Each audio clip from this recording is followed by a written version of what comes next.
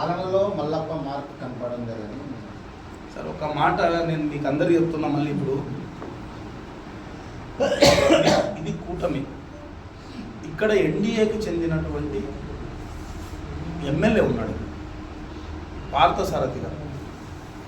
పాలనలో మల్లప్ప మార్క్ అనేది పార్థసారథి గారి మార్కే నా మార్కు, మీనాక్షి నాయుడు గారి మార్కే నా మార్కు. నేను ఇప్పుడు చెప్తున్నా, ఇప్పుడు ఎమ్మెల్యే గారిని 3 పార్టీలు కలిసి గెలిపించుకున్న తర్వాత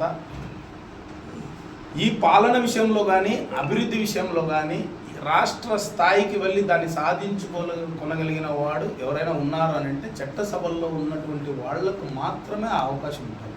వీఆర్ జస్ట్ సపోర్టర్స్. ఏదైనా ఉంటే సలహా ఇవ్వగలం, ఇది కాదు ఇది అని చెప్పి. కానీ finally it depends on the thoughts of MLA లేకపోతే ఎమ్మెల్సీ.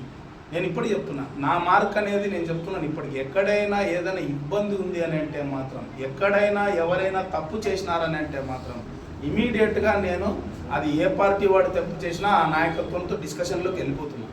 ఇది పొరపాటు అయింది, దయచేసి దీన్ని సరిదిద్దండి, మీరు ఇట్లా ఉంటే మాకు ఇబ్బంది అవుతుంది.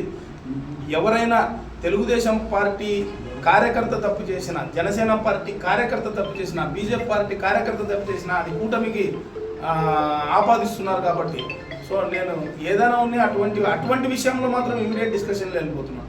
సో ఈ పాలనకు సంబంధించిన మార్కు నా నుంచి ఏం ఎక్స్పెక్ట్ చేస్తున్నారు అనేది నాకు అర్థం కావట్లేదు. కానీ తప్పకుండా ఎమ్మెల్యే గారి ద్వారా ఒక సుస్థిరమైనటువంటి పాలన, ఒక సుస్థిరమైనటువంటి అభివృద్ధి తప్పకుండా మిగతా సమయం ఉంది కాబట్టి తప్పకుండా చేయిస్తామని మాత్రం నేను చెప్తాను.